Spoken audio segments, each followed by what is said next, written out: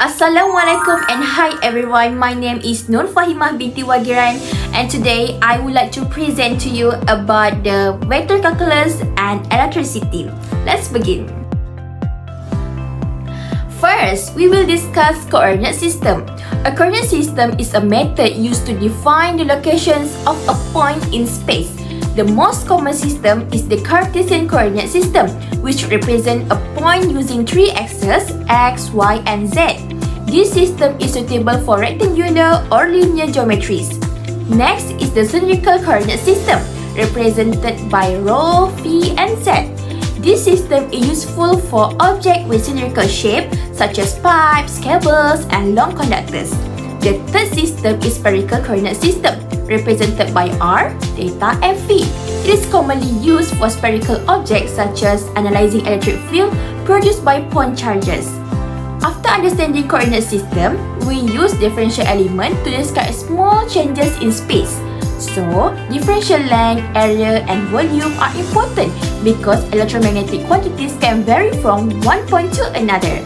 So, here are formula to use while to do the calculation. Now, let's move on to the line, surface, and volume integrals. The first is the line integral. It is written as this.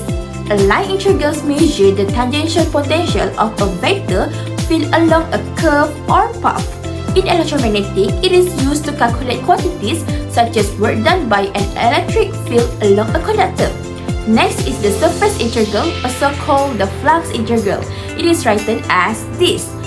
This integral measures how much a vector field passes through a face.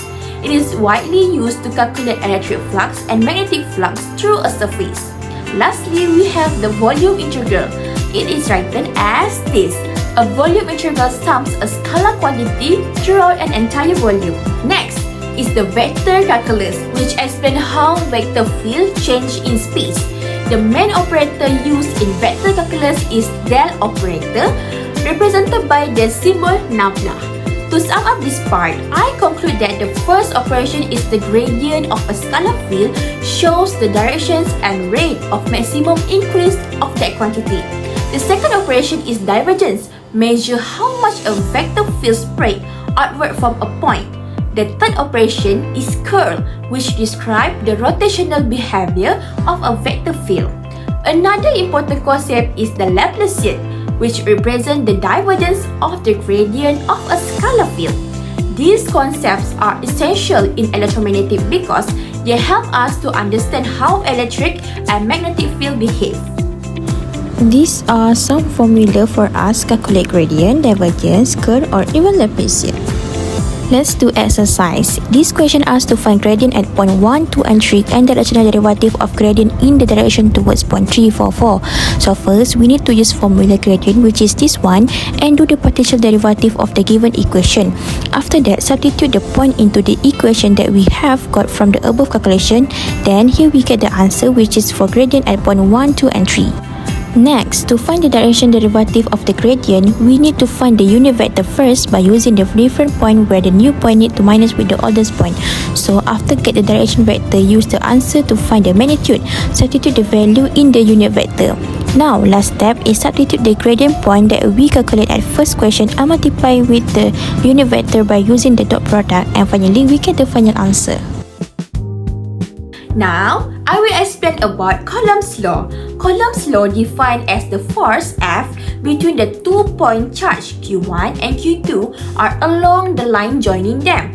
It is directionally proportional to the product Q1 and Q2 of the charges and inversely proportional to the square of the distance R between them.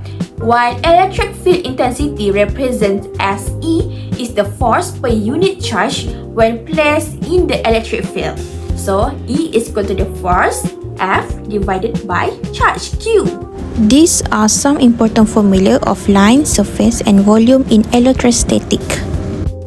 On this slide, I want to introduce electric flux density and Gauss's law. First, electric flux density represented by D. It is a vector quantity that describes the amount of electric flux passing through a unit area that is perpendicular to the electric field. The relationship between the electric flux density and electric field intensity is D is the electric flux density equal to the permittivity of the measure, and E is the electric field intensity. Next is Gauss's law. Gauss's law states that the total electric flux through any closed surface is equal to the total charge enclosed by that surface. Mathematically, it is represented like this. So, instead of calculating the electric field at every point individually, we can determine the total electric flux simply by knowing the charge enclosed inside enclosed surface. Let's do practice. Okay, first question asks to find the volume charge density. So we use formula volume charge density, which is this one, and with the help from the divergent formula, which is this one. We used to do a partial derivative on the equation given, and here are the result. So to get the value, substitute the divergence value that we calculate into the volume charge density and substitute the x value, which is -1, in the x, and we got the answer. Second question asks to find the flux through the cube. So this is the formula we use, and we need to do the integral each component x, y, and z, and then we get the answer, which is 2 column. Last question asks to find the total charge enclosed by the cube. So we need to use formula total charge and substitute all the value in the formula and start the calculation by integral, and the answer is also 2 column. As you can see, the question number 2 and number 3 have the same answer, right? Why? It is because Gauss's law states the total electric flux leaving a closed surface equal the charge enclosed. So that is why the answer is same. To conclude this presentation, I think there are so many applications of vector calculus and electricity in our life. Inspired by Galileo Galilei, an Italian physicist, or often called as the father of the modern science, was said, "The book of nature is written in the language of mathematics." So that is from me. Thank you.